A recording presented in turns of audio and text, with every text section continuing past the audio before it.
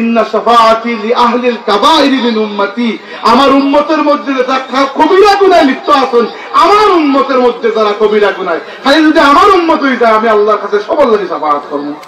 অতএব এইটা বড় নিয়ামত, কিন্তু কেউ যদি ভুল বুঝ নাই তাহলে একটা জিনিস রিপিট করি আবার বুঝতে হয়, কোনো সমস্যা নাই। এটা মুরব্বী মানুষ বাদলাটা মুরব্বী সাহেব আপনি আর বাদলা এটা লিয়ে আর বিলকুল বড়াবাড়ি করার দরকার না, আর এই সমস্যা না, এটা কোনো বিষয় নাই।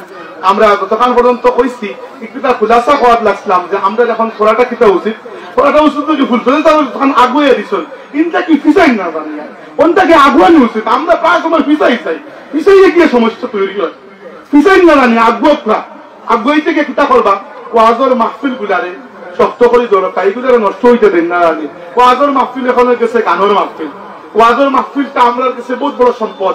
আপনি ইনোর মাঝে সারাকার মাদ্রাসাত পড়া মুহাদ্দিস নাই, এখন সারার কাছে দিনই আমি ইলিম পৌঁছাইতাম কিনা, একমাত্র জরিয়া তো ওয়াজ মাহফিল।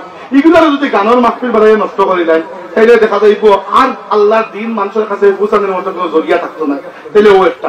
আর 2 নম্বর কথা হইল গিয়া, আমরা পারতাম না সমাজও যত দোলাদুলি সারারে একান্ন করতাম, এটা তো আমরা বহুত ছোট মানুষ, কিন্তু অতটা মনটা খেয়াল রাখবা যে আপনার মাধ্যমে যেন নয়া কোনো ফিতনা আর তৈরি না হয়, আপনার মাধ্যমে নয়া কোনো ফিতনা আর তৈরি না হয়। আর 3 নম্বর, আপনার বাচ্চা যখন বড় হয়, এটা খুব জরুরি খেয়াল করে বলুনটা, আপনার বাচ্চা যখন বড় হয় ছোটকালে যদি তার মাথার ভিত্তি ইসলামের ইঞ্জেকশনটা দিয়ে দিলেই খেলা হয়, তাহলে ছোটকাল থেকে ওই জেহেন লইয়া হে বড় হইব, বড় বটগাছ হওয়ার বাদে এতদিন টানি আর দেখা করতে পারতে না, ওখানটা খেয়াল রাখবা।